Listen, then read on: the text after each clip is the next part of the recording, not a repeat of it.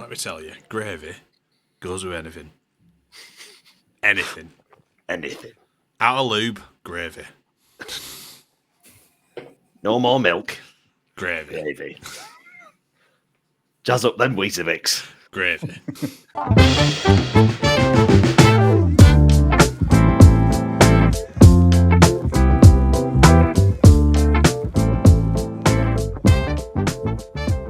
Hello there, friends, and welcome back to another episode of Football Manager Therapy. I am your host, Rich Owens, and joining me today, we have me two wonderful pals. We've got D-Boy Plays, and we've got the returning Jebaroo. Jeb, how are you, bud? I'm okay, thanks. I'm all right. I am here. I'm present. I'm awake. I've had more than one coffee. Energy might be there. Just coffee, no gravy.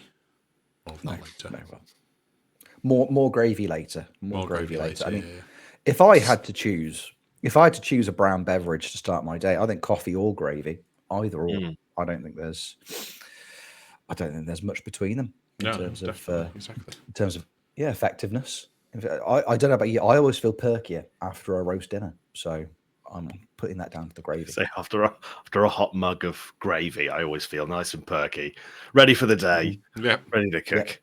Yeah, definitely. Absolutely. Not ready to cook because I've just cooked. Finished cooking. Yeah. I don't make. Well, yeah, no, I do make gravy with granules. I make gravy with Bisto granules. Yeah. Yeah. Other granules are available, but why would you buy them? Yeah, exactly. When Bisto is readily available. I was about to say I make gravy from scratch, but I'm not gonna besmirch the name of Bisto. No, absolutely. Nor should you.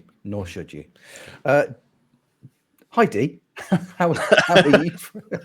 Hey, Rich. I'm doing good, thank you. I'm doing good. It's been a lovely week. Lovely week. Mm-hmm. It's getting ready to start work again. So we're enjoying the calm before students happen again. Looking forward to it. How's your week been, man? Yeah, it's been good. It's been good. Similar. I'm back at work now. One of those school-based people.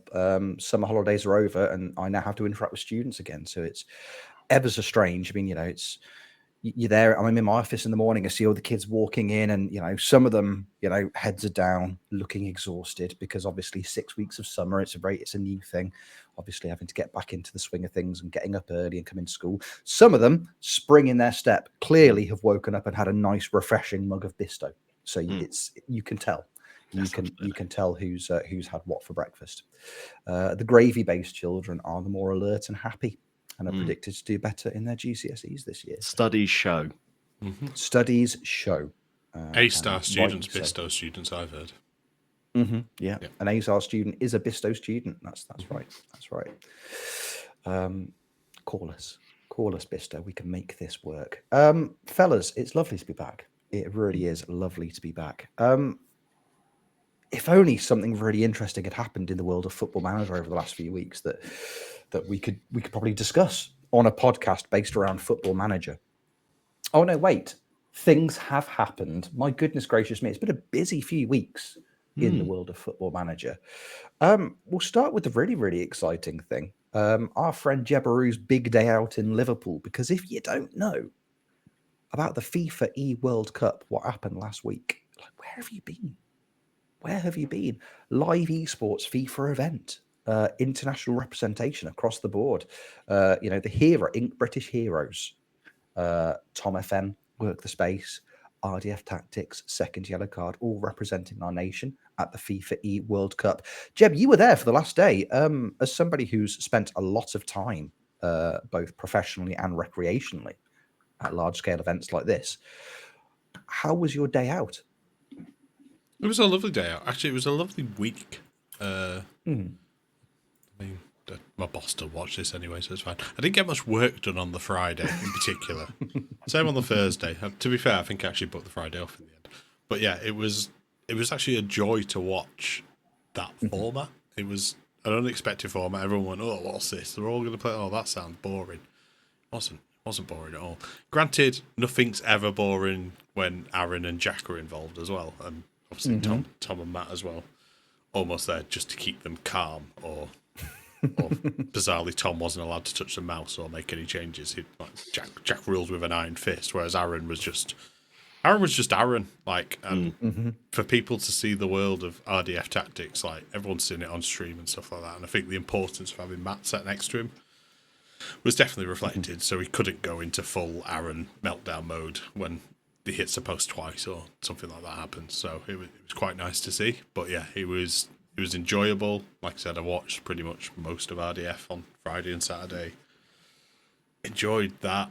Even just going around the format, just like looking at the other managers, how they were doing, just seeing which way they were. Obviously, there was a lot of controversy. I'd say, well, controversy. No, people just playing Football Manager the way they play Football Manager, which is, hi, I'm Todd Bowley. These are called installments. They last 9 years. There you go, done. But yeah, it's like, so I think there's a bit of a review to do on there, but actually as an initial format, it was very good. The England team itself, and I think it was the perfect, like, 4 people to represent.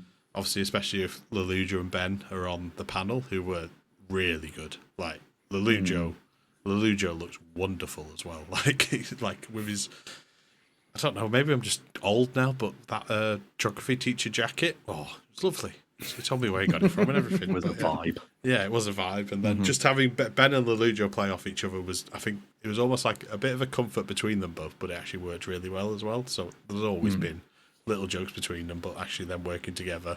And when they had to step up, they stepped up.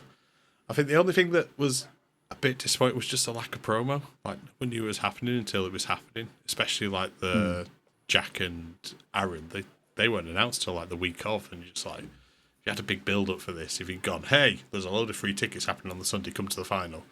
Loads of people are going to be there. There might be a big special former England captain, which people have certain reservations over, but actually he's all right. He actually knows a little bit about Football Manager, which nobody expected. But yeah, getting there on the Sunday, it was quite nice to see a fair few people from the community. I think there was about 12, 15 of us, like FM UK like representatives, I guess. I don't know. Representatives? No, just people who are there to enjoy it. But yeah, Breezy, like Murph, Steve Hood. Hood Steve, sorry, that's how you call him. You call him Hood Steve, you don't call him Steve Hood. Yeah, Nerdphonic, Musterman, Tony Jameson. Callum was there as well. Don't know why. But yeah, it was good to see like loads of people, and I'd drummed up some interest with various people and said, let's get some chants going, and they're just like, yeah, that sounds really good. Any of them chant? Not at all. My first one, so the stream went down, so it didn't even appear on stream, and then the second one you do hear it, I did actually highlight it and actually put the words over the top so people could see it was happening. But yeah, I really did my voice in just doing 2 shouts of just RDF tactics. Nah. But yeah, it was a lot of fun. I mean, the Indonesian team wiped the floor with everyone. I saw a video from Hood Steve this week where he took their tactic and just applied it to 3 teams, including one was Everton. No transfers, anything made. Everton won both cups and finished 3rd in the league. So it was a bit of an OP playing off the meta tactics. Remember those Limo tactics where it's just like, what instructions do you give them? And it's just like, yes, all of them. It definitely looks like one of them. So it's just like, I think probably needs a little bit more breakdown into like how they did it. It was a very basic 4-2-3-1 with 2 DMs. But actually looking in the actual instructions and the player instructions, there was a bit more detail into it. But it was a wonderful event. Like it was nice. The crowd took a little bit like warming up, but like people were cheering and getting involved. And then we got invited to the after party, and there was lots of drinking happening and various other things. But it was just nice to walk around and meet all the other managers. Them all to come up to us. Like the amount of the where are we? German, yeah. So the German, the Dutch, and the Norwegian, and the Indian managers actually. They all were chatting about it, and they all want to go out and stream, and they're just like, "Oh, do we stream in English?" I was like, "No, you don't need to." Like if you go onto Twitch, there's not actually that much representation on Twitch with the streamers from those areas. You go out and stream thingy. Hell, you can speak English better than I can, so you could do both languages. You can flex if you really want to. Like, it doesn't matter. If you want to do native, that's fine. But if you can flex and start speaking to people in English, even better. At the end of the day, people want to watch you play the game the way you play the game. So That was amazing. And like, I think this week has been exciting, and it's kind of dropped off a little bit, but it's been really exciting just because everyone's got excited about draft modes. It's like, oh, let's bring back a tournament. And my difficulty as somebody from the playoffs who runs draft tournaments, like, how do you bring a tournament back and get that same type of feeling? Like, the two manager dynamic that we had with Jack and Tom and RDF and Aaron, you can't really replicate that, can you, on an online draft? Drafts generally become a little bit boring. How do you make that exciting?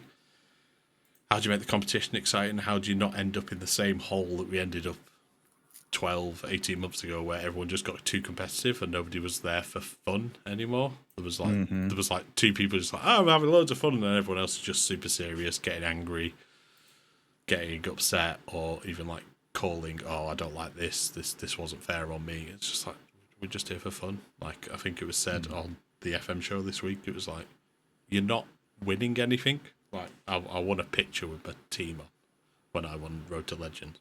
That's probably about as much as you win. I know the Streamer Showdown gave out cash prizes, but that's because they had sponsors.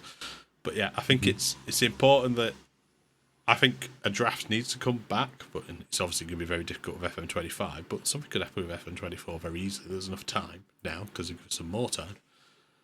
But yeah, as a concept, brilliant. I'm looking forward to the next one. I have a big list of notes. I know certain other people have big lists of notes about what could be improved, like the outside, like we said about the promo. The setups that they had were okay. They could have been a lot better. I should be doing clips for RDF and second yellow card, like, and just getting them to retweet it. They should almost just have someone sat there doing that for them, or someone even just nominate one of the mods as like, oh, can you clip this and just put them out for me? That'd be great. It's those extra bits just to keep that promo rolling. The Zealand streams were really good, but if he had somebody just sat there pushing buttons for him and he could just focus on the games rather than focus on finding the window that you need to find, that'd be great. And then I think Clates did one as well, and Clates was very, very casual, but he didn't actually have a microphone. He had a headset, and he had to have the headset with a microphone like at this side of him, so somebody could speak to him that was sat here. If he was sat over here, you couldn't hear them. So it's like having like a couch-style watch-along. I mean, an FMT watch-along would be brilliant. Just sat on the couch, watching along, clicking through, getting various people in. I think, yeah, Clay's almost called it the one show for the FIFAe World Cup. And yeah, that could be a very interesting vibe to go for. Just don't send inappropriate messages to your producers. I'm out. Sorry. Yeah. I'm unavailable that weekend. Yeah. Then. Just. But yeah. Go on.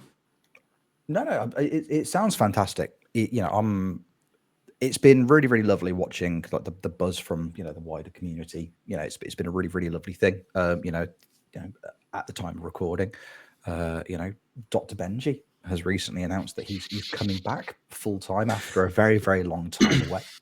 I messaged him the other night because I told him I've been doing GTA IP. He goes, "Oh, get in my server, do all this, do all that." And I messaged him, was like, "So you told me to leave the server that was in, come join your server because it's much better and it'll be loads of fun. And now you've left. So what's the point? What's the point, Ben?" Thanks, Ben. Yeah. Thanks for nothing. Exactly. Yeah. Cheers, Ben. I didn't leave the server I was in, just to confirm. Like, it was just one of those things. I'm not horrible. Just so we are aware.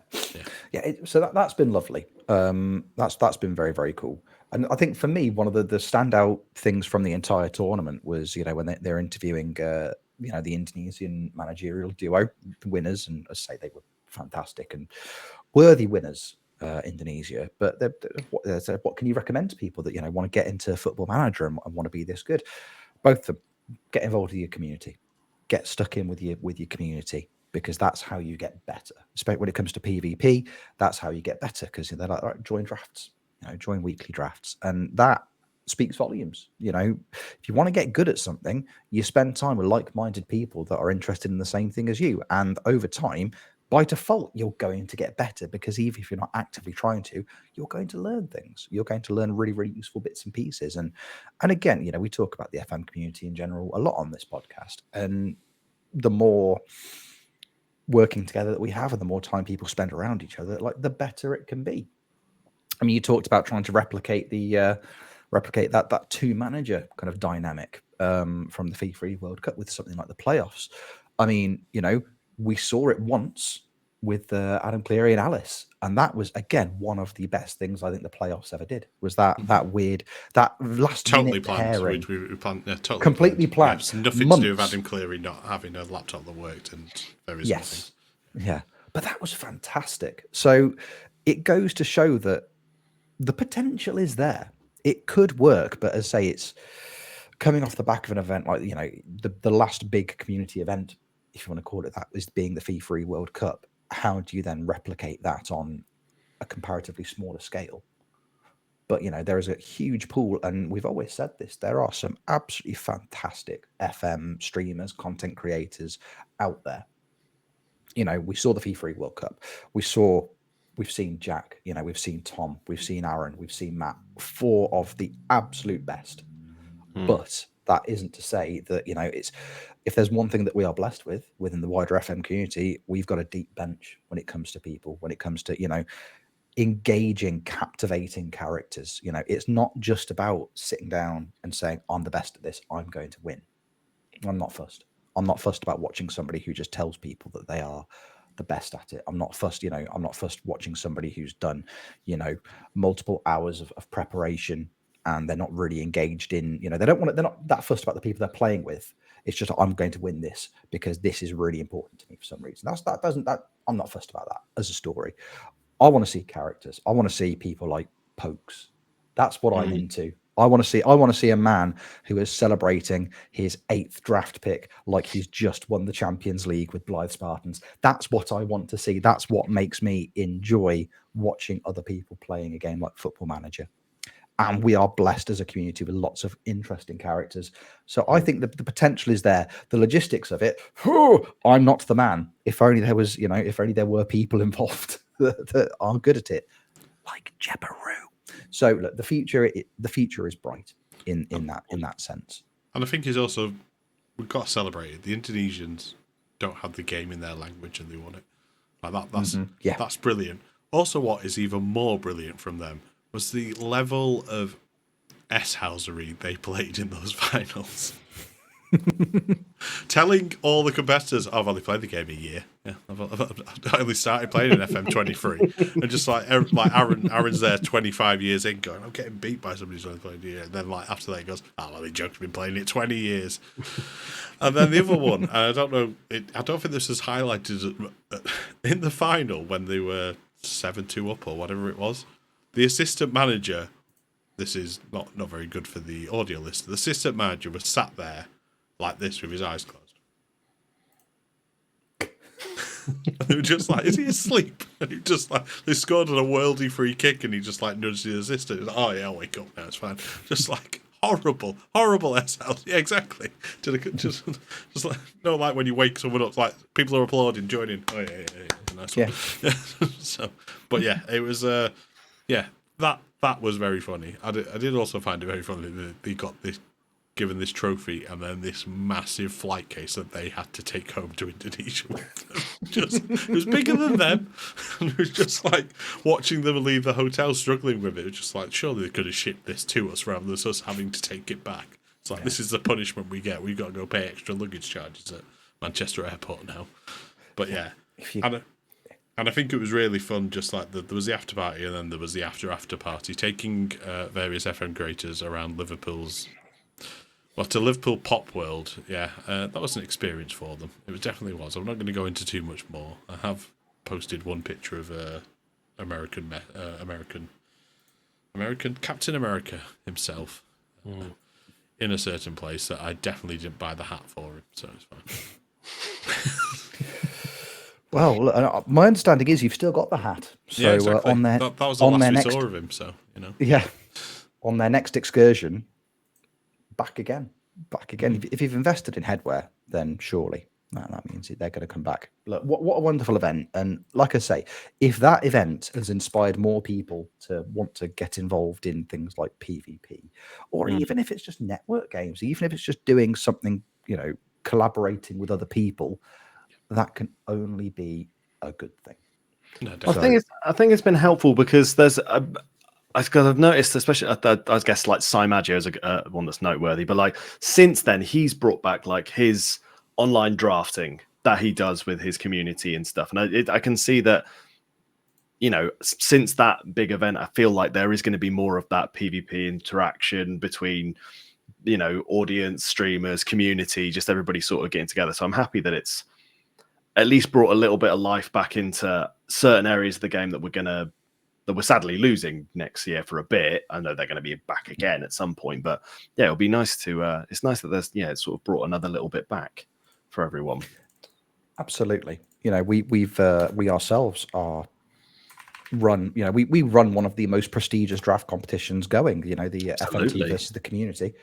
And we were saying not that long ago, we should definitely be looking to get at least one more of those in before the end of FM24. So, and again, this event has just made me as somebody that organizes it go, oh, yeah, actually, this is something we really, really do need to be focusing on. Just because at its core, it's just really good fun. It's just good fun. It's just good fun. It's just a nice thing to be able to do. So yeah, like you say, it's nice that these things are coming back.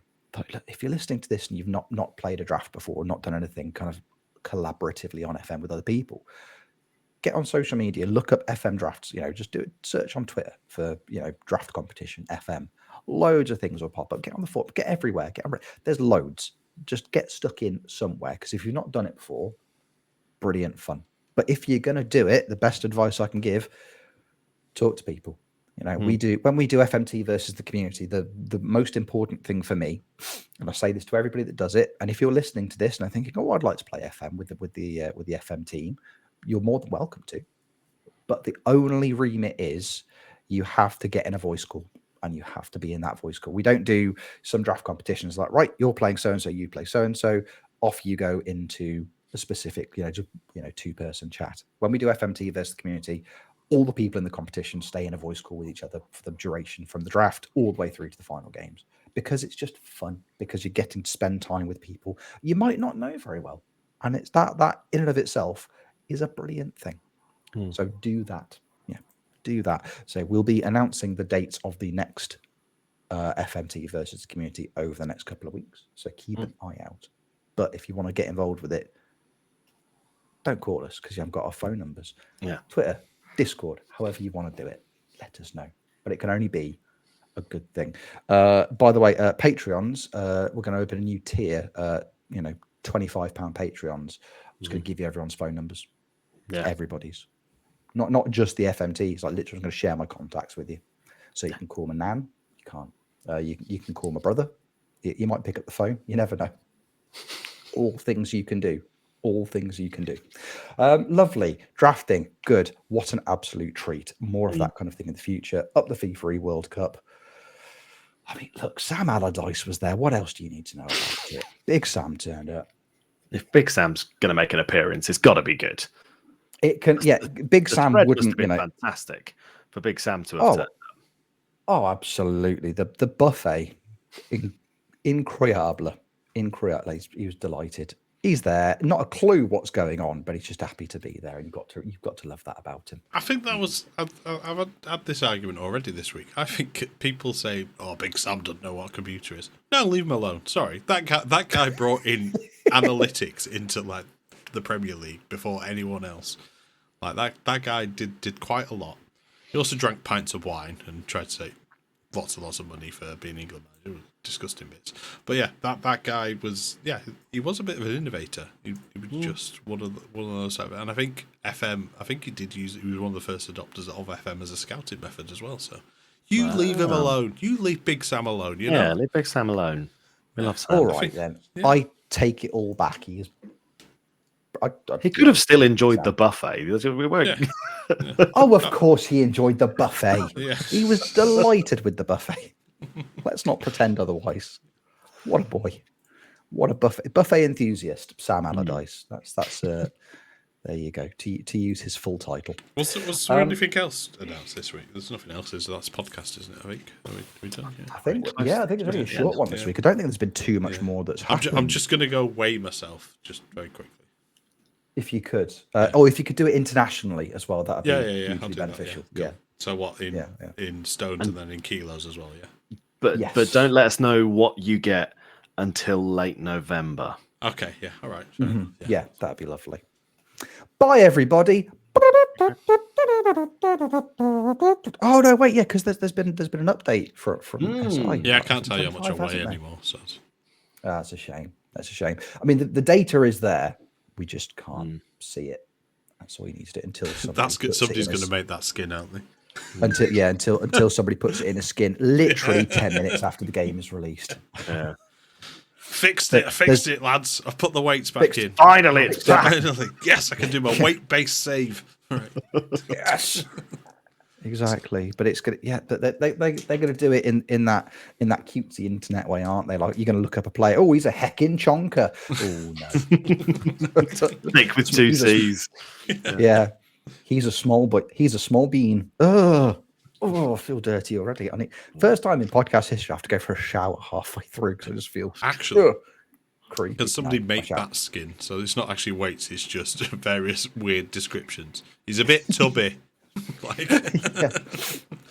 Yeah. Media description, wistful. There you go. That's what we want.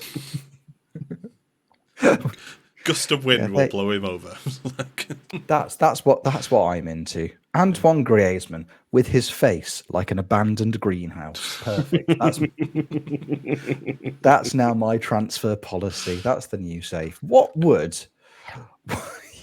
would Vic Reeves say about this man's eyes? And I'll sign him. Look, the big takeaways from this week's update from SI, as we've touched upon here already. The first one, release date. They said they are pushing the release date back ever so slightly. Traditionally, it's very early November. We see the full game launching. Traditionally, aligned with the Nottingham Comedy Festival and any live FM podcast that may be taking place there, normally day after or day of. So this year they've ruined everything. How dare they? So a slightly delayed release. I think they said a couple of weeks, give or take, in the blog post. It's gone from early November to late November. So yeah, we're expecting late November now, which is a couple of weeks. So that's the first. Secondly, as we have alluded to here as well, player weights are no longer going to be displayed when you look at a player's profile. When you start looking at all their attributes and all their other bits and pieces of information, that's no longer going to be there. And international management in FM25 isn't going to be part of the game. They've announced that their decision has been to temporarily remove it. So it's not a permanent, it's not disappearing permanently. It's just something that they have made the decision to remove from the game for FM25. The assumption being with a view to it returning possibly next year.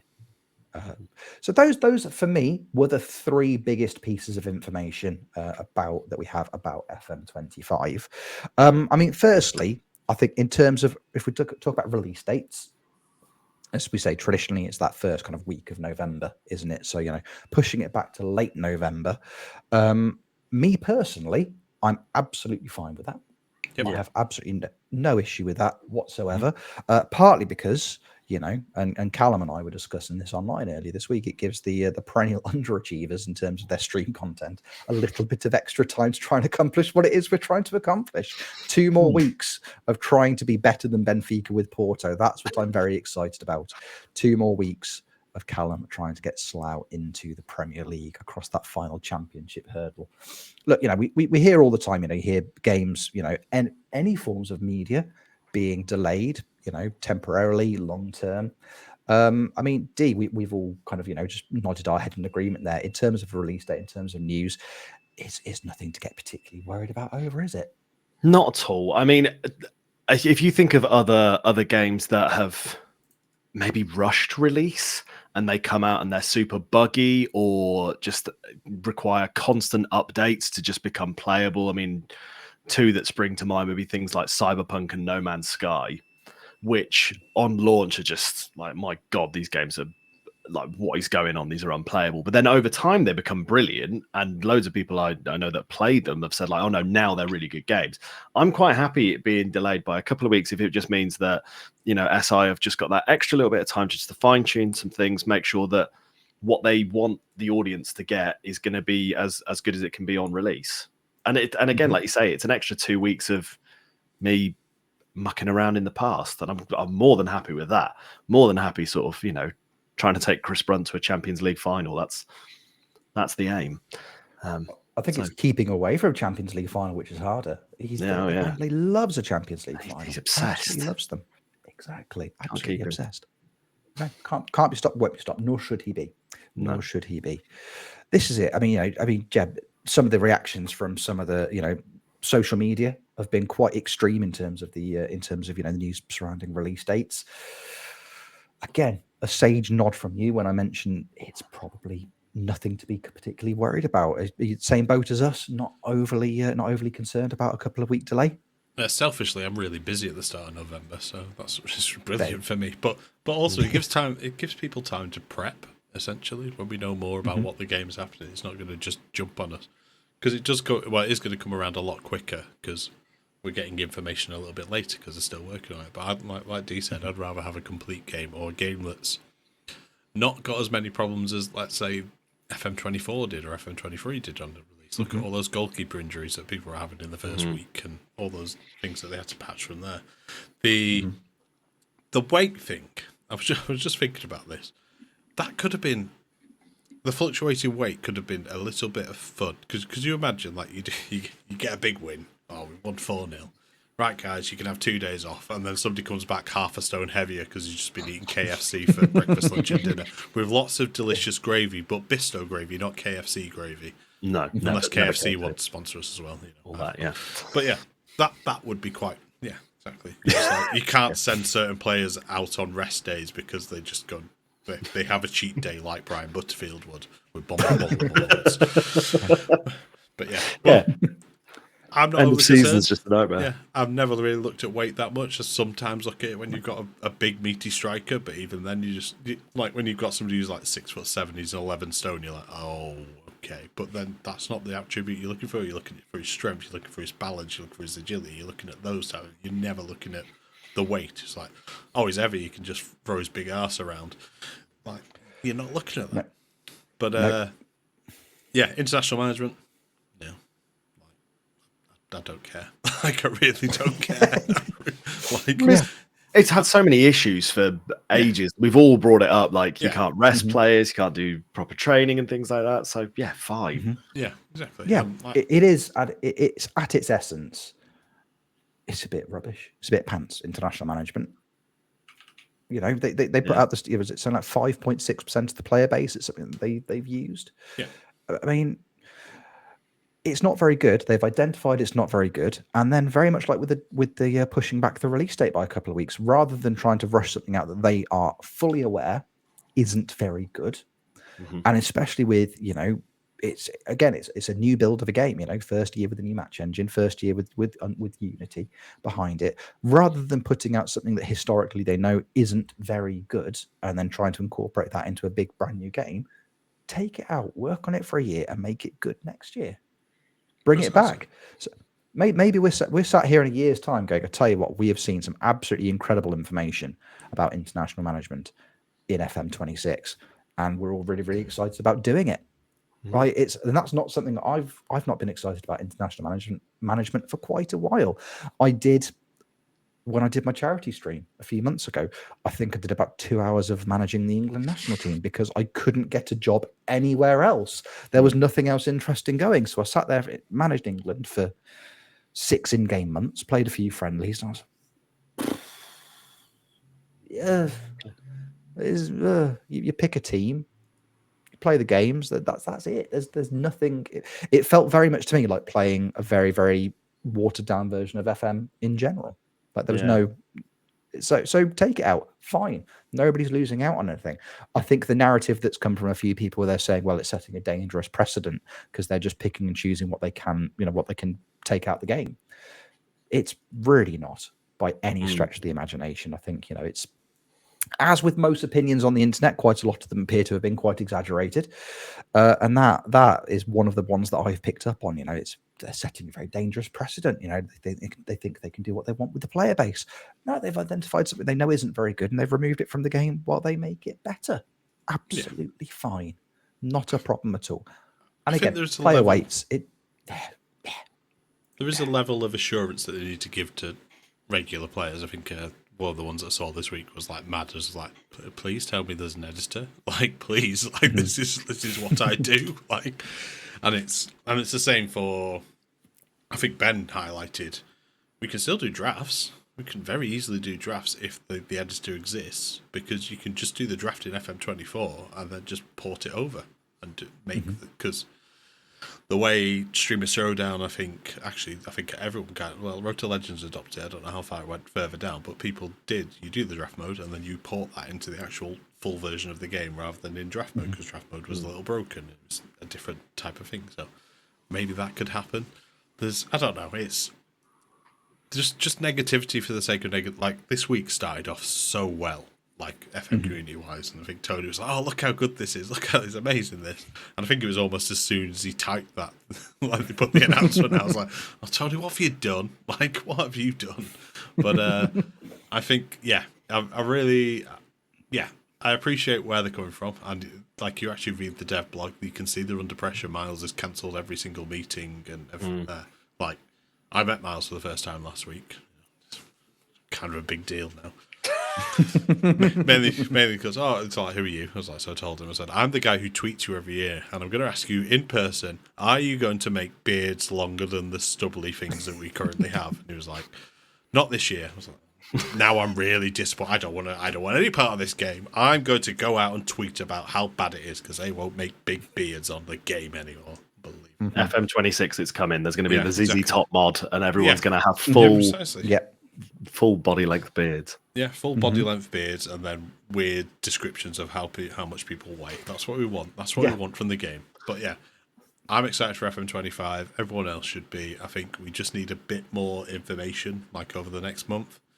Just a screenshot of like in-game, like that would satisfy so many people, but then also worry loads of people, because if you've got a potato that you've always played FM on, not a literal potato, I'm just describing a poor PC, but if you've got that, that's where the worry might be. So it's like, is it going to be accessible for people with low-end PCs and super duper high-end PCs?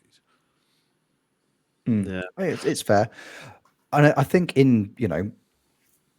if we look at new releases of FM games historically, I think there's always been quite a lot of transparency from SI. I think last year's blog posts, all the different announcements, everyone got really, really excited about them, but they give as much information as possible. It's very, very rare especially with more recent versions of FM, that people go into the new versions completely blind without that information coming early doors. So I would imagine, again, if the release has been delayed, if we're now talking kind of later November, I would imagine that part of that will be there are going to be scheduled updates, as say, little screenshots, whatever it may be, more information on the new features.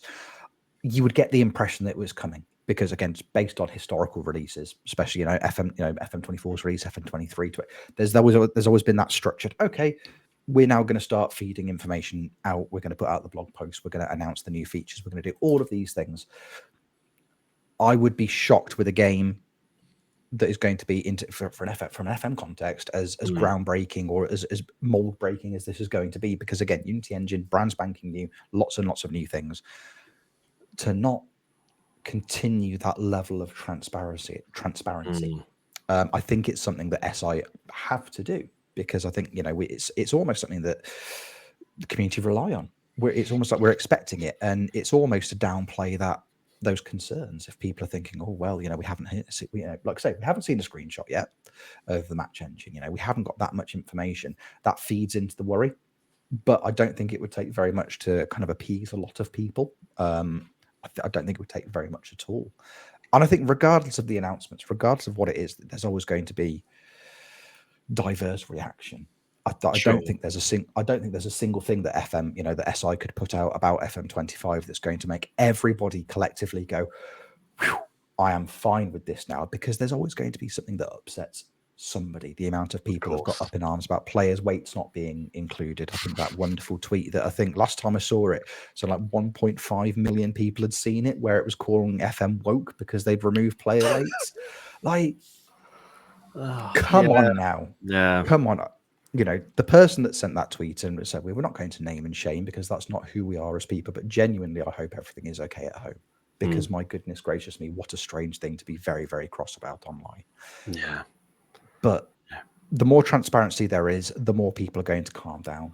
And I think, again, the hype is still there. Like Jeb said, I am very excited about FM25 for a whole host of reasons.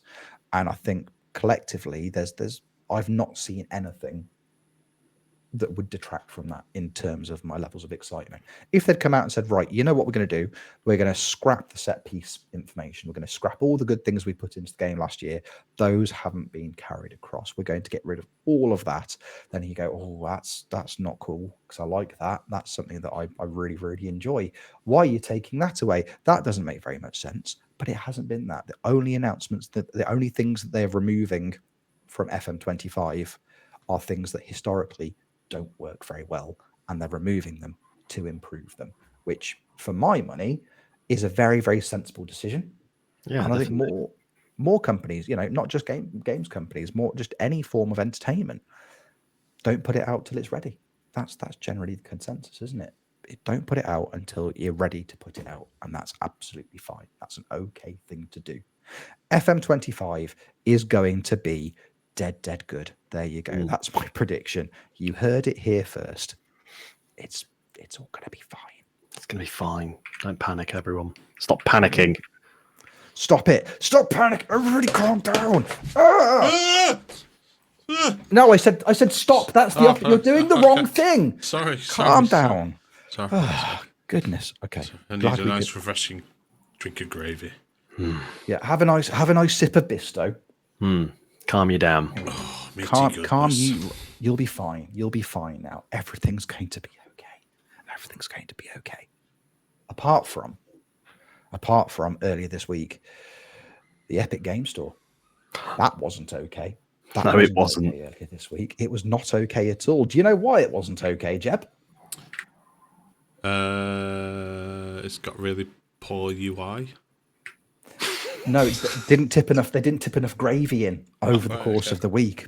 It was they had to get the IT team in. They looked at it and they went, "Well, this is gravy deficient. No wonder it stopped working. No wonder it stopped working." It could also be because FM24 got released for free on the Epic Game Store this week, and that many people downloaded it.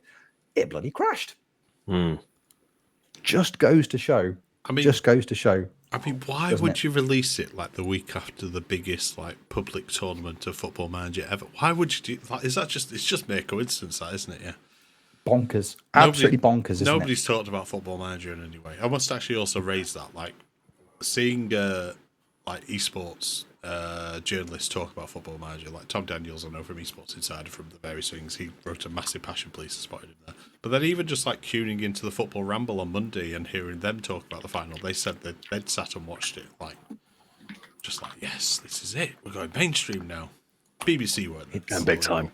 BBC just didn't care. They could have sent along Garth Crooks or somebody, Is it? Well, no, because if Garth Crooks had gone, he would have found out that he's not doing he's not selecting the BBC Team of the Week anymore, and he's going to be devastated when that news breaks. He's still sending them in. We could have sent Garth Crooks to help out the Indonesian team against England, and he could have told them, no, don't play that centre back there. Play him on the left wing. That's what I did. Yeah, that's where he'll be most effective. Please. Yeah. There you go. What a series of formations that man created. What an absolute genius. Oh, but yeah, goodness gracious me, how wildly popular has FM24 been over the last week? Because they made it free. And I think, before we talk about any deeper about it, it's just a testament to how good the game is. It's just a testament to the reputation of Football Manager. The fact that, we're now in we're early September for a game that's already been out for the better part of 10 months. I think Lelujo described Football Manager earlier this week as one of the best value pieces of entertainment people invest in year on year, because it 100% is. Even if you pay full price for FM on launch day, 40 quid for something that most people that play the game will get 500-600 hours of entertainment out minimum. over the next 12 months. That is incredible in terms of value. But the fact that, we're now in September and it crashed the Epic Game Store because it's so popular. Because there are people that didn't buy it early doors who have gone, oh, that's free. I love Football Manager. Let's download this. That is an absolute testament to the reputation that Football Manager still has. I think that's a wonderful, wonderful thing. But the reason I bring it up, fellas, is that I don't know about the two of you, but I've done a little bit of streaming over the last week or so. And I've noticed more and more people joining my streams and joining my chats that are all saying the same thing. Your mustache is brilliant. And I agree with them. It is. But they're also saying, I've just downloaded FM24. I'm very overwhelmed. I have no idea what I'm doing. And that's it's been very, very commonplace recently. Was that you or people in your chat? Sorry. Oh, that's me. That's me talking to my chat. I don't know what I'm doing. Yeah, please send help. That's the general. That's generally what I'm saying to people.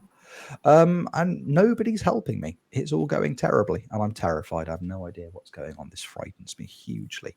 I thought, as a collective of people that have all spent quite a lot of time over the last few years playing Football Manager in its various iterations, this would be a really, really good opportunity for us as a hive mind, as a collective, as a group of people. And I'm going to be asking Callum and Stakey these questions when they return to the podcast soon as well. I'd like us to each think of three little pieces of advice that we can give a new manager or a new player on Football Manager, somebody who's never touched the game before. If we had to give them some sage advice, what would it be? And Jeb, I'm going to start with you. Piece of advice for a brand new FM player. They've just downloaded FM24 for the very first time. They're going, help calm them down, Jeb. What we doing? What we saying? Very easy. Pick a team you know. Don't start off by going, right, I'm going to go to the Japanese J League and pick the team that are bottom. Pick someone you know. Pick the team you support. Pick the team you hate. Even go that way. Go the other way with it. Just pick a team you know. Start with something familiar, and then you can work from there. I think it's important. Like the best way to find out how a game works is by having something that's familiar to you as well. So like having that little comfort blanket is, let's say if I was going to manage Liverpool, right? I know I'm going to play Salah here. You can just replicate the way they play. Or hell, if you're getting annoyed by your team, you can go, right, this is how I'm going to fix it. And you can do it that way. So like Napoli, if you want to go manage Napoli, you go and fix it by selling Victor Osimhen and bringing in Romelu Lukaku instead. What? Yeah. That's how Antonio Conte fixed it, so you know. Fix is a very strong word. I mean, that's what he's done. He's fixed it. He's done that, but is it fixed? It's fixed it, and it's worked immediately. He's had instant results from it, so you know. Okay. Sure. I mean, on the back of that, my piece of advice would be, if you have the capacity to do so, immediately sign Victor Osimhen, because he's one of the best strikers of the game. But they go, it's just me. What do I know? Not very much, as it turns out. Not a huge amount. Yeah, I think building off the back of Jeb's comments there, I think my first piece of advice, and what I've been trying to give out quite a lot to people on stream recently, in terms of pick a team that you know. Obviously, that makes a lot of sense. Building off the back of that, when you're doing things like your tactical induction, if it's your first time playing a game like Football Manager, don't try and reinvent the wheel straight away. There are default tactic setups that you can use. They will recommend that the game will look at your squad, and the game will recommend to you, well, this is your team, this is what they're good at, this is what they're bad at, so we would recommend playing in this way. Lean into that. As you're learning the game, lean into it. Spend a little bit of time looking at the different player roles and what they do. Look at the default ones for certain systems. And then when you're watching the games, just pay attention to, so you've got a shadow striker in this system. Watch the game. See how they move, because that's the best way of getting to learn what certain roles are, what certain roles do, is to watch them. And then you can go, okay, I understand what that is now. That makes a lot of sense to me. And then once you have a little bit of a better understanding of your tactical system and how your team's playing, then that's when you can start making little tweaks and changes. Like if you're looking at the game and going, oh, we're setting up in this formation, but for whatever reason, I seem to be conceding loads of goals from crosses down my left wing. So I probably need to do something about that. And then you look at your players on the left wing. Oh, they're both very, very attacking. Well, maybe we need to make them a little bit more defensive. So start out simple tactically. Don't try and reinvent the wheel. If you're trying to do like a 2-1-2-3-2-1 asymmetric nonsense, it's probably not going to work straight away. But start simple tactically. Use that as your building blocks and move on from there once you understand what the fundamental basics of your tactical setup are. There you go. That's my first very, very good piece of advice. D, what have you got, buddy? So one thing I encourage a lot of new players to do is delegate roles and jobs in the game. If you're in game and you go onto the staff tab, there's a responsibilities tab, and if you go through each thing in there, if there's anything you don't understand yet, and there's still, I think I'm not, I don't think I'm alone in this. There's things still now that I still delegate because it's like, oh, that seems way too complicated for my brain to wrap around, like training and things like that. I haven't even dived into the world of that, but yeah, don't be afraid to like just delegate the stuff you're not concerned with. If to start with, obviously, if you know what you want to do, maybe with a tactic, if you're managing a team you're familiar with and you're like, cool, I know I'm going to set this team up and know who's going to do what. Not particularly worried about assigning my scouts yet, though. Brilliant. Just go onto the scouting tab and assign those things. And yeah, just delegate roles amongst your back room until you're ready to take them on, because it means you just got a little bit more freedom to sort of take in the things that you do already understand, get used to them in game, and then go, right, okay, now I'm gonna have a little look into the into scouting maybe a bit more, or maybe looking into hiring and firing staff. Let me go and have a look, because I've left them to do it and I'm not happy with what they've done, and then you can do deep dives on that. I think that's an important thing to do. Don't overwhelm yourself, because FM is a big game in terms of information. One of my good buddies, Beakless, who's one of my mods, doesn't play Football Managers, never played it, and this year with the free update was like, I'm going to play it, and I said, I can help you with it, but it's going to be baby steps. I can't just go like, right, this is every tab. We're going to delegate everything that doesn't matter, and then we'll take it from there. So yeah, delegate. Yeah, love that, because that's what your backroom staff are there to do. They're there to help you. And I'm very much like you do. There are certain aspects of Football Manager 24, 23, 22, 21, all the way back that I am still not completely conversant with myself. And I am very, very reliant on my backroom staff to help me through those things. And that's an okay thing to do. The features are there in the game for you to use, for you to take advantage of if you need that help, if you need that support. So absolutely, backroom staff, delegation, very, very useful for new players. Jeb, what else have you got, bud, if you're going to help somebody through taking their first steps into the world of Football Manager? I'll leave the last one to last, because that's how it works. Yeah. But yeah, no, I was going to say something, but I'll leave that one till last. I think the one to think is, don't play it on your own, essentially. Not so there's two ways I'm going to say it. The second way is going to be a little bit more obvious, but the first way would be watch YouTube videos, watch all those tutorials. RDF, Work the Space, Lelujo, they all put out initial tutorial videos for the game and how to set up, how to do various things in it. Watch those videos as well. Also, just put Twitch on in the background, put whoever the most popular FM streamer is on that day, watch them in the background, see how they play the game as well. You can pick up those little extra things. Go in and ask questions by all means on a Twitch chat, like everyone comes in and does it. But also don't be vague about the questions. Like, hi, I'm playing FM. What shall I do? Cool. Right, where do we start? Right, I'm just gonna stop everything I'm doing and tell you everything to just have that. So somebody asked yesterday was like, I started thinking, these are the promoted teams, who should I go for? And I think it was like Burnley, Norwich, Cardiff. So which one should I go for? I was like, well, you've got Burnley a bit more established, so we've got some established players. Norwich have got Jonathan Rowe. If you've still got him, you can build an entire team around him. And Cardiff, I have no clue. That will be your challenge. So you've got an easy one and work your way through that.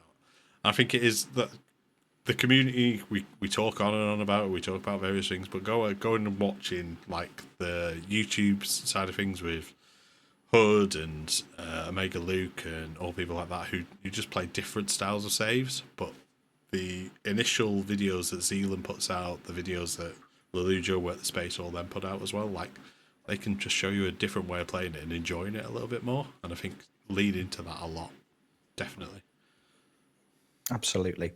Yeah, there's so much wonderful support out there from the wider community. You know, we say this on the podcast a lot.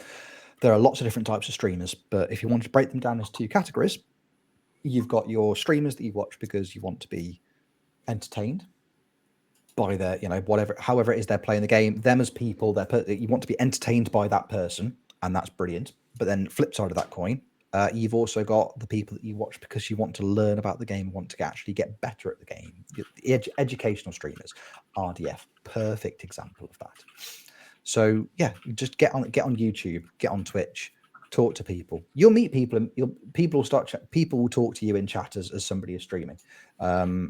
Just get to know people, join Discords. Like, it's the most effective way of getting to know the game and learning. Really, really, really useful thing. And like I say, I'm still learning myself. I don't think there's a single person that plays Football Manager that at some point doesn't learn something new by interacting with other people.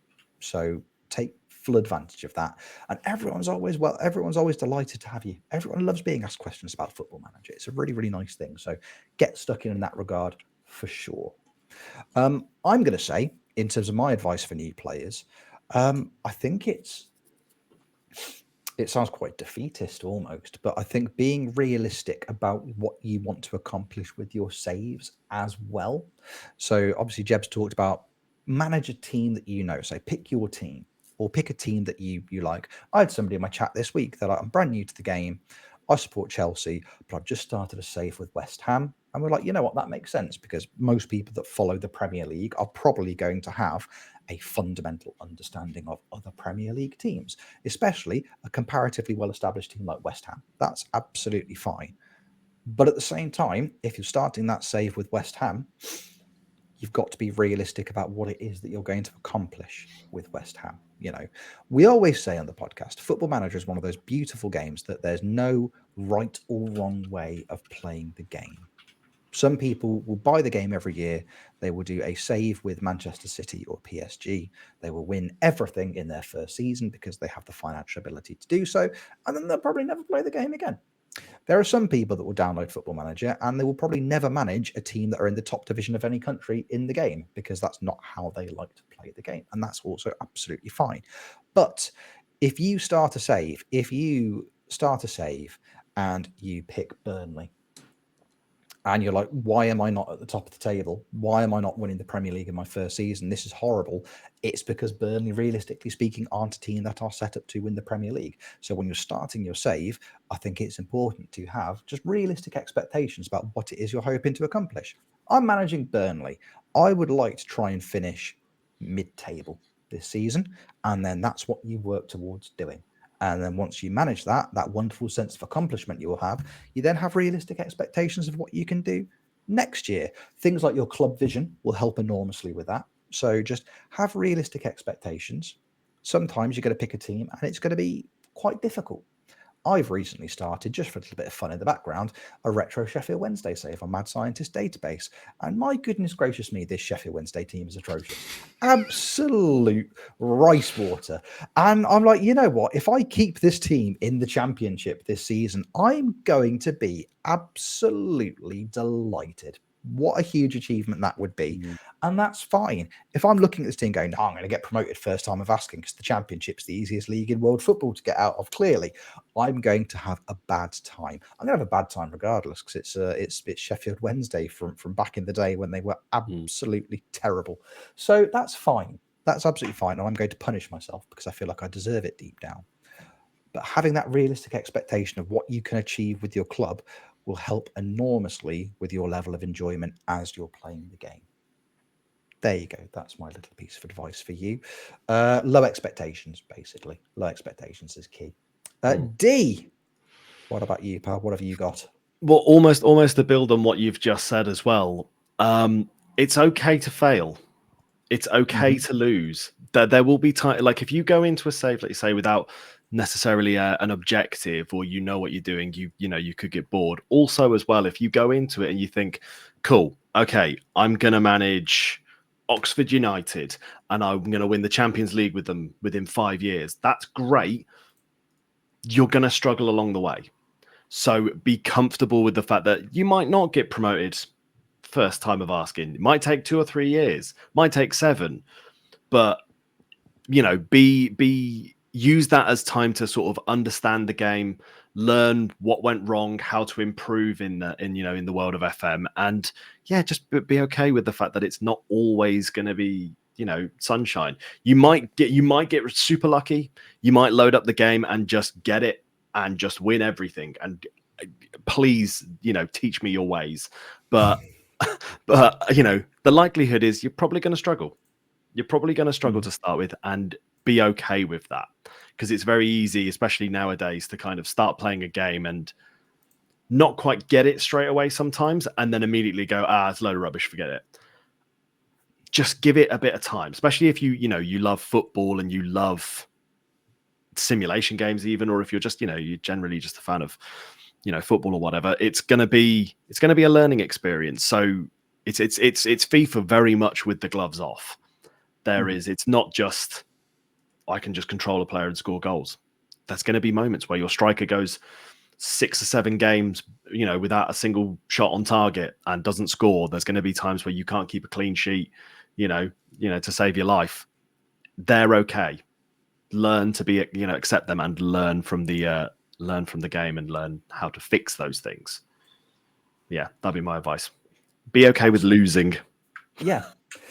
I think it's having that understanding that the actual result of the game isn't in your control.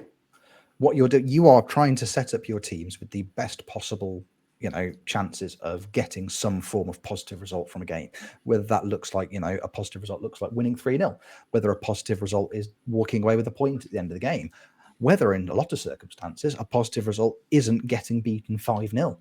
Like that's cool. If you're managing a lower tier team and you're playing against like one of the top clubs in your country, like a cup competition, for example, if you're expecting to get beaten 6 or 7-0 and you walk out of that game with a 1-0 loss, you think that's massive. I've done brilliantly there.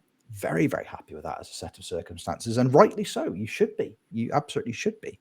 So yeah, it's having that. It's being okay with accepting that you're not necessarily going to win everything. It's like I say, it's building on those realistic expectations, isn't it? I like that a lot. It's an important thing to be able to do. Jeb, you said you were going to leave the last thing until last. So what's the last thing? Network game. Do a network game. No easier way. That's how I learned to play. Well, no, I played Championship Manager 2, but 97, 98, I think I spoke about it. Like we literally did everyone gathered around a PC and played as their team, and we all took turns and swapped seats and stuff like that. You almost hot seated it. But network games, you can do that on the internet with the noises. Using your 56k modem, you can do this. Yeah, no, network games you learn together. It's a nice way to do it. Like even if you're new to the game, find somebody that that's played the game a lot. And go, hiya, how do I do this? Well, jump in network game and we'll show you. That type of thing. Even not even doing a network game, even jumping in Discord with a few friends and you can play your game and goes, right, how do I do this? You can ask that advice, and I've got no issue with jumping in a network game. I've got issues with jumping in network games. I've had enough to maintain one network game. I've got no issue with jumping in Discords if people have got like they want advice or things like that, like how to do things in the game. I am probably the worst person to ask because I'm not very good at the game. But I do a podcast, so I pretend. Thumbs up emoji. Right. Yes. That was what I say. Just learn with a few of your friends. Like learn with a few people that you know through Discord or FM communities. The amount of like bigger Discords that I see where there's just like little chats just going on and there's people just playing the game just casually and just chatting through.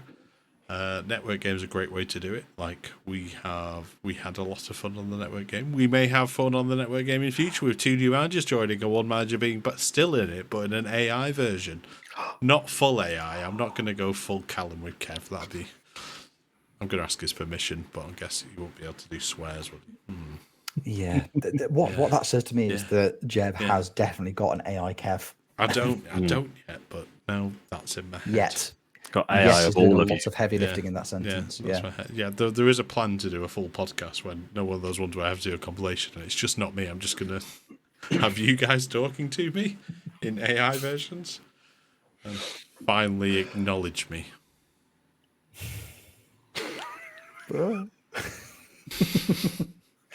So what was great for the audio listeners, not only did he do the Roman Reigns, the finger, he also pointed to the neon sign he has in the background with his name on it. So that was not intentional.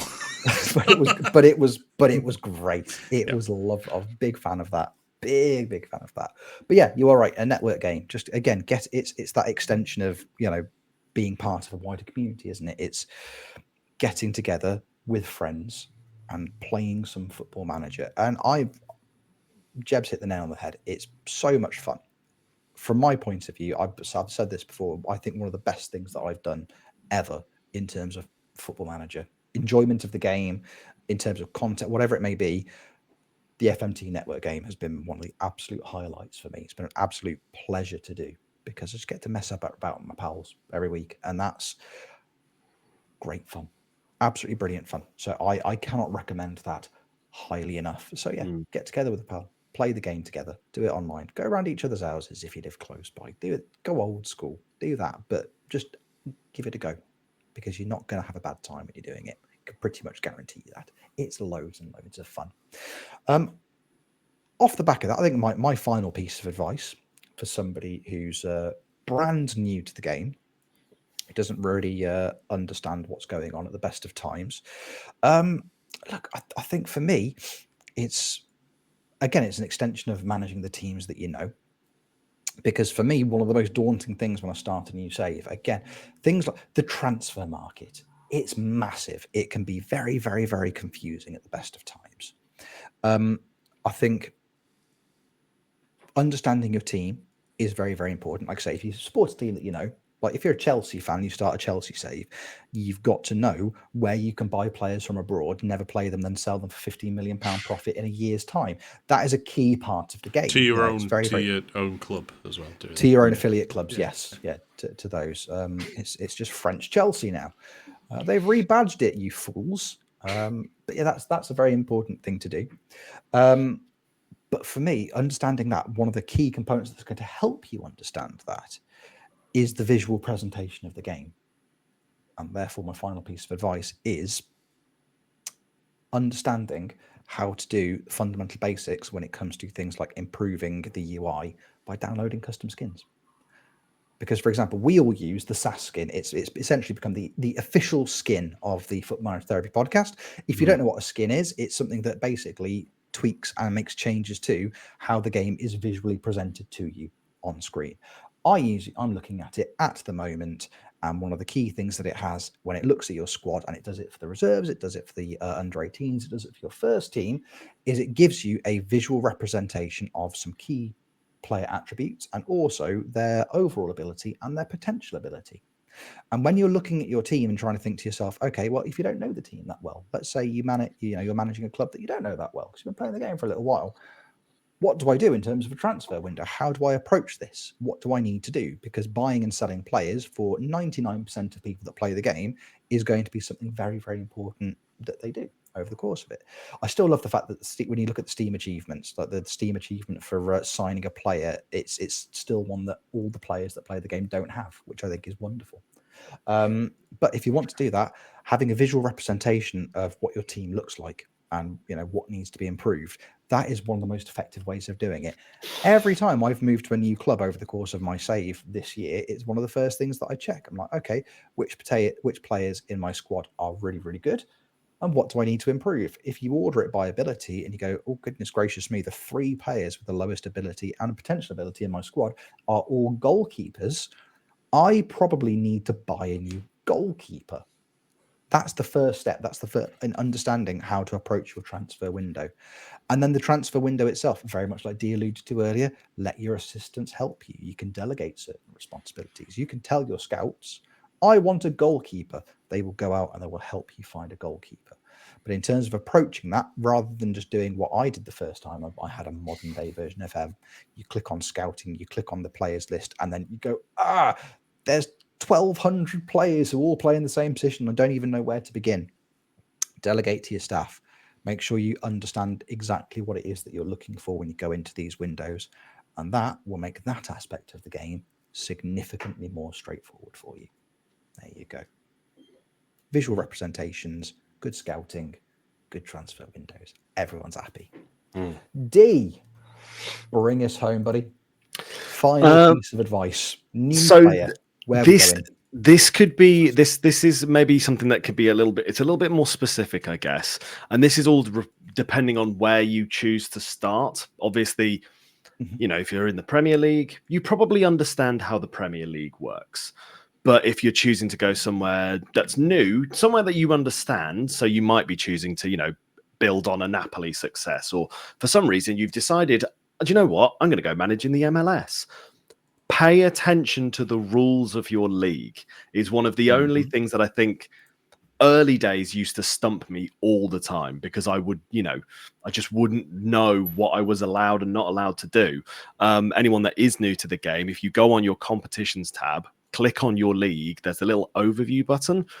There's a nice little tab there called rules, and it'll explain to you things you can and can't do, or things you are and aren't allowed to do over the course of the season and during transfer windows, like, you know, restricted signing of youngsters, perhaps. If you're, you know, if you get confident with the game enough and you go, I'm going to sign loads of wonder kids now, and you try to sign like 20 of them, and then all of a sudden, you know, the game goes, oh, by the way, you can only have 6 now, because that's as many as you're allowed to sign in this window. And then you go, well, hang on, I was expecting 20 people to come through the door, and then you've wasted a load of budget on nothing. Or, you know, somewhere like Italy where they have the non-EU restrictions. I've seen it happen to far more experienced people than me playing the game, where they're signing, you know, they sign a bunch of players from abroad, and then all of a sudden they go, hang on, I've got 6 Brazilians and I can only use 4 of them. What's going on there? And it'll be like, oh, because you haven't got any of your non-EU slots. So I think that's one of the outside of obviously your squad, your tactics, and all those various things. I think that's one of the only things that I think is definitely worth just taking a moment and having a quick look. When I was doing the On the Med Journeyman, pretty much at the start of every new team, that would be first port of call. Check the league rules, just in case they turned around and said, oh yeah, you have to play, like one that stumped me right off the bat when I was in Slovenia. You have to have an under 21 Slovenian player in your team, and I didn't have any. So I was like, oh my god, I've got to go and find a child to play in this team. Where to find my scouts? I need an under 21-year-old now. And yeah, and it's just knowing those little details just to make sure that you don't mess yourself over to start with. Because again, little things like that could deter you a little bit. If you go, oh well, I've messed this save up because I've accidentally signed 20 Brazilians and now can only use 3 of them. You might all of a sudden, lose interest. So just to pay attention just a little bit on those things. And again, I think it also helps you get a better understanding of the league you're playing in, which is also beneficial if you're trying to, win it. So yeah, absolutely. Read the rules. The rules are there to control the fun. Exactly. Very important. Go out there and have fun, but be disciplined with it. That's what we need to remember here. That's what we need to remember. Not my words, the words of Neil Warnock. Yeah, it's very true. It's very true. I think one of the league rules are so hugely influential wherever you go across the world. To the point, again, it's still something that I do now. Here's an exciting thing for the listeners. I'm going to be incredibly vague about it. I put something in our group chat the other day, which I was accused at the time of having come up with the name of and then done no other research regarding by certain members of the podcast, which is very on brand for me, I'll have you know. But I've been planning away over the last couple of weeks in the background, and one of the things that I've had to take into consideration for my list of rules and regulations for this secret thing, which will be announced fairly soon once I've discussed it with the lads. Vague. I'm vague booking. Is the league that I'm going to be using for this mystery thing. for this mystery thing, because in order for the people taking part in the thing that I'm planning for, or in order for them to be able to do that properly, I have to make sure that I'm giving them a league where it is possible to accomplish the things that I'm potentially going to be asking people to try and achieve. So there are certain leagues with such strict rules and regulations when it comes to things like, squad, when it comes to registering your team. It wouldn't be viable for me to try and use that league for this thing that I'm planning, this very, very good thing that I'm planning. It's going to be good. It wouldn't be possible for me to do it. So I've spent a lot of time reading through certain rules and regulations of certain leagues and how straightforward, and in some cases, not those rules and regulations are. So yeah, having a very good understanding of the league that you're managing in, very, very important. I like that a lot. That's good. That's good. I feel like if I was picking up the game for the first time today, I'd listen to this advice. I'd be flying. I'd be absolutely flying. I'd be representing England at the next FIFAe World Cup with the skills I was going to be picking up from this. Hands down. No messing. No messing, for true. For honest and for true. Lovely stuff. Happy days. I have a quiz. I know. Do you? Exactly. Yeah, it was something I stumbled across yesterday. Yeah, I had to stumble across something yesterday. Oh, okay. Okay. So, very simple. Little game of high or lower. I'll give you a footballing personality, and you just have to tell me if they're higher or lower on Cameo in terms of price than the previous one. I know. This is brilliant. Oh, I love this. I love this because not only is it weird and completely in my wheelhouse, but also, regardless of my knowledge, I've got a 50% chance of getting it right. This is perfect for me. Yeah, precisely. Yes. I don't think anyone's the same price. Oh no, there is somebody who's the same price, but yeah, I won't put them next to each other. Nice and simple. Right, we'll start off. My friend and yours, Rich, Carlton Palmer. He is £53. £53 for Carlton Palmer. I might have got him cheaper on another site. Right, anyway. £53 for Carlton. Don't cheapen it. Yeah, don't ruin that kind gesture. Yeah, £53, fine. £53 for Carlton Palmer. Let's go for his England teammate, Neil Ruddock. Higher or lower? Neil Razor Ruddock, higher or lower? Ooh, and Carlton's official price is what, £53? Yeah. Okay. We might get mates rates. I don't know. We'll find out. You get mates, of course you do. Or I get sued, one or the other. Cheers, Jeff. See you later, mate. I think Razor Ruddock, Carlton Palmer. Yeah, I'm torn. See, on the one hand, I think if you were to compare the two players in terms of how well known they are, if you were to get a man on the street and go Carlton Palmer, you'd go, So Razor Ruddock, you'd go Razor Ruddock. I think that's the more for your man on the street. So I think Razor Ruddock potentially has the higher appeal, but at the same time, does Razor Ruddock value his time that well? Is he astute enough to understand that? No, I think it's Razor Ruddock. I think the ego is carrying him there. That's my best guess. I'll go the opposite. I'll go lower. I reckon he's cheaper. You don't get to say this. You get us individually. Anyway, Rich, I didn't know that. Rich, you're wrong. It's £38 for Razor Ruddock. So there you go. £38 for Razor Ruddock. Razor, he's probably idiot. He could get 60, I reckon. Right. Now it's your turn, D. Okay, I didn't know that it wasn't. Exactly. I've also just come up with a concept of something to make. It's going to be really easy to make. I'm going to get some tin foil. I'm going to put it on a hat, and then we're going to talk about Matthew Letizia. Is he higher or is he lower than Razor Ruddock? Matt Letizia. I see. I would imagine Mr. Tissier probably thinks quite highly of himself. I'm going to say he's higher. He's got to be. Surely he's asking for more than, what was it, £38 an hour for Razor? An hour? Or an hour of Cameo. Sorry. Yeah, £38 for an hour. And if it takes him 10 seconds, brilliant. You've just like a quid bargain. That's bad maths. I would imagine Tiz will be higher on Cameo. Probably I'm not gonna say that much higher, but I reckon it's higher. £27. You can get a Cameo done. A bargain. I know a friend who got one done, and he had it dedicated to Andy Vaxer, Well, let's not go any further in that.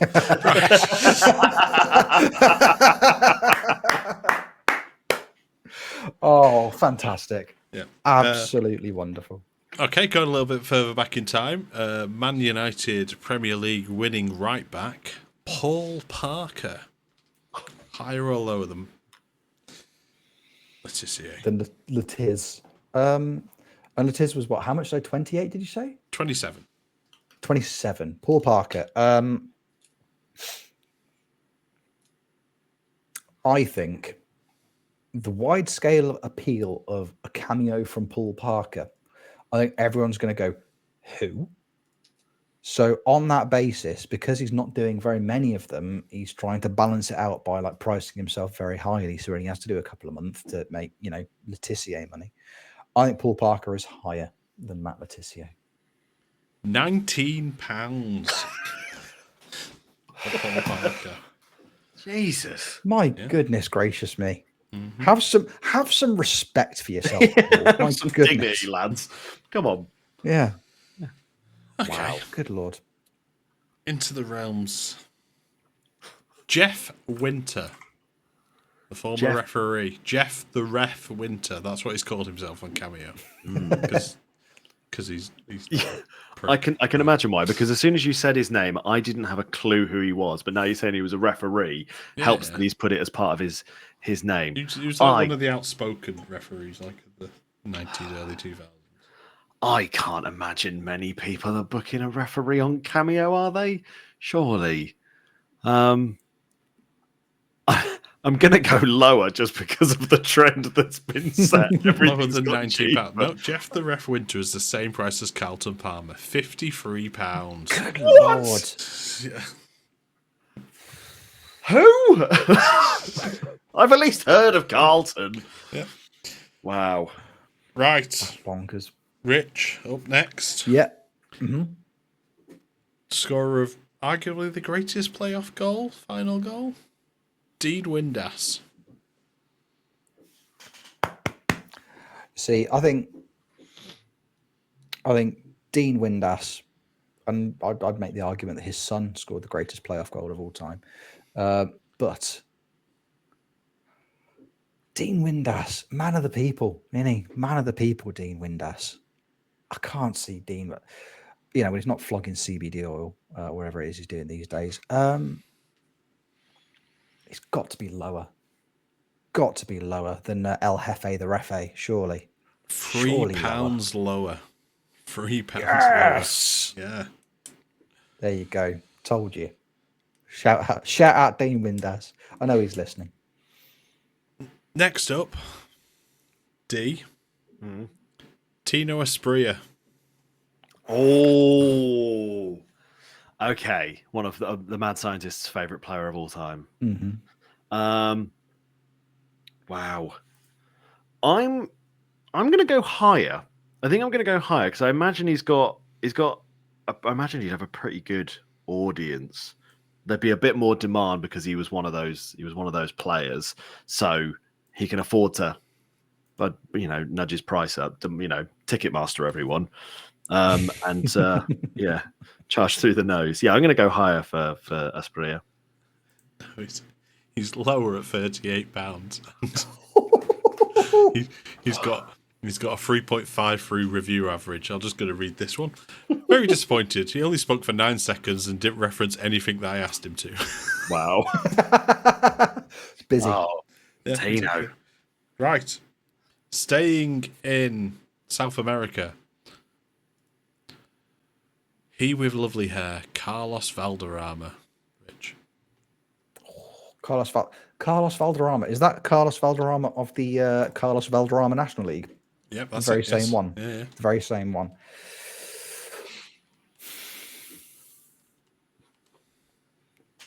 For some reason, I think Carlos Valderrama is going to be dirt cheap. I think he's going to be cheaper than Asprilla. I do. I've not been keeping score. Yeah. Never mind. I'm going cheaper. I'm not keeping. I'm just playing. Rich this has game. one, by the way. Oh, okay. I've got yes. Yeah, I have none. He's still got one. So yeah.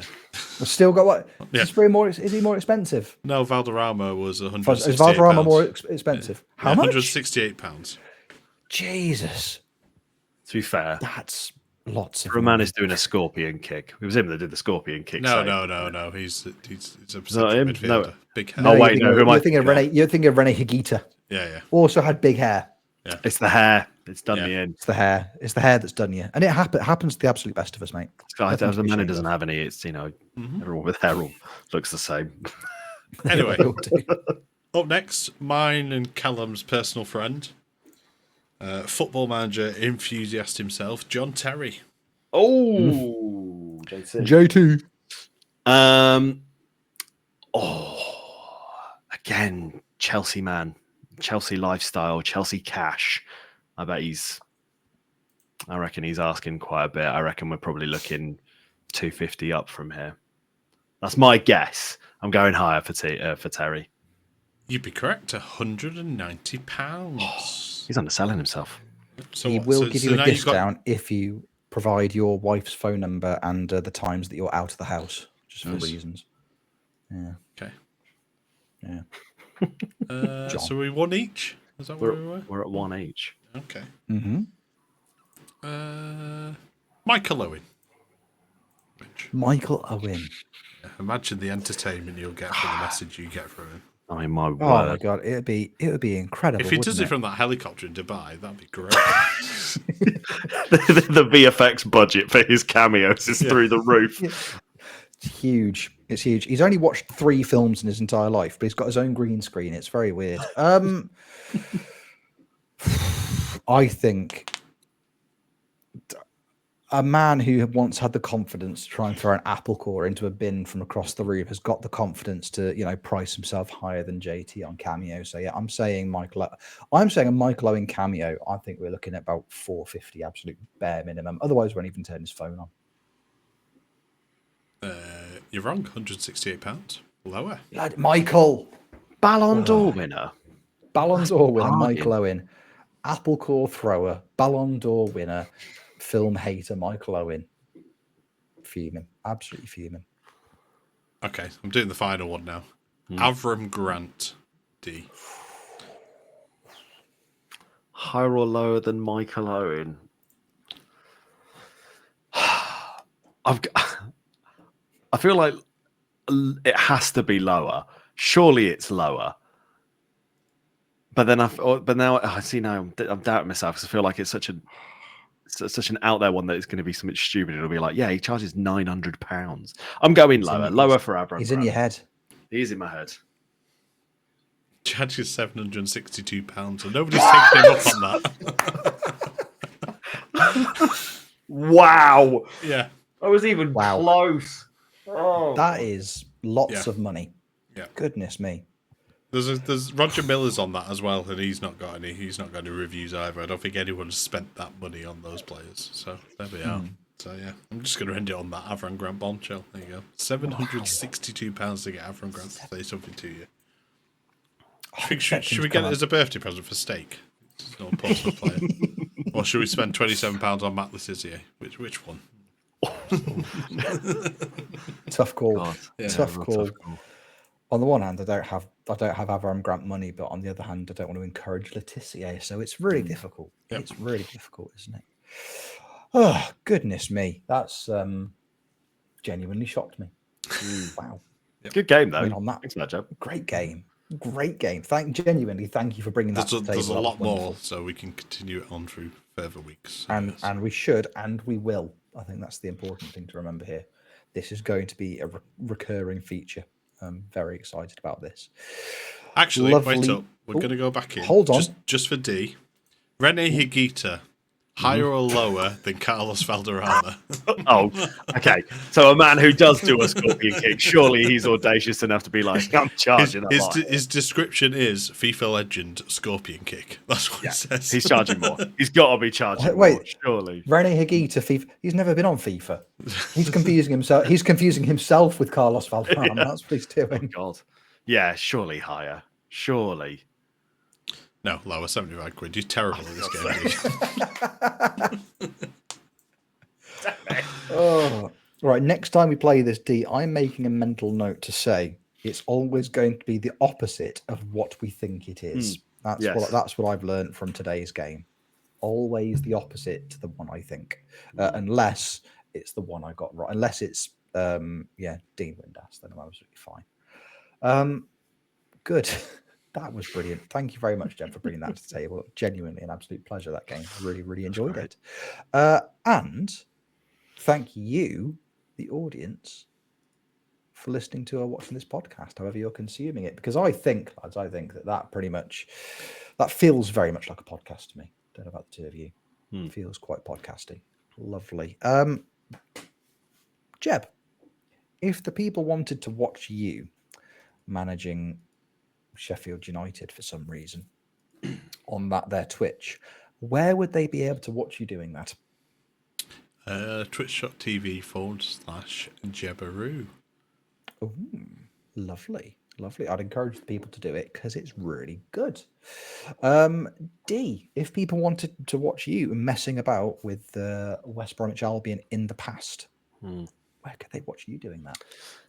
Best place to be would be twitch.tv/dboyplays. I'd also like to give it a little shout out if I can. This coming Friday, following this pod episode, I'm taking part in a charity event with MT13 Industries.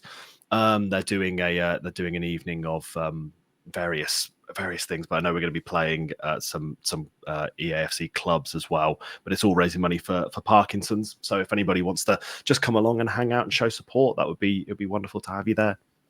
Just keeping the vibes high. Absolutely, we'll put the details in the description of this week's episode. So please hang out and do that. As for me, twitch.tv/RichOwensFM. At the time of recording, I can confirm we've had confirmation from another member of the podcast that they may actually be available tomorrow evening to maybe do something. So if you're listening to this on Patreon, I think there's a very strong possibility that the FMT network game might be returning this evening. I mean, if it doesn't, then well, that's on you, the audience. You somehow made that happen. Don't do it again. I'm excited to do it. So yeah, AI Kev, but not AI Kev. AI Kev. That sounds like weird old McDonald, doesn't it? Our friend Kev, he played FM. AI Kev. Yeah, it's weird. And in his team, he had Bazunu. Everywhere he went. Cash. With 60 million here, no, 60 million there. Oh my God, Spurs are in dire trouble. Here a clause, there a clause, everywhere a clause. Yeah. Oh dear. Kev has it. Bazunu in goal. With lots of future fees. There you go. We got there eventually. Nailed it. But yeah, nailed it. What were we doing? A podcast. Yeah, hello. Bye, everybody. Thank you all very much for listening to another episode of Football Manager Therapy. Thank you, of course, to Dee and to Jeb for joining me this morning. It's been an absolute bloody pleasure, fellas. Let's do it again sometime soon, eh? And thank you for listening. As I say, however you are consuming this podcast, we appreciate it enormously. We will see you on the next episode of Football Manager Therapy. Take care. Love you lots. Bye-bye. Gravy.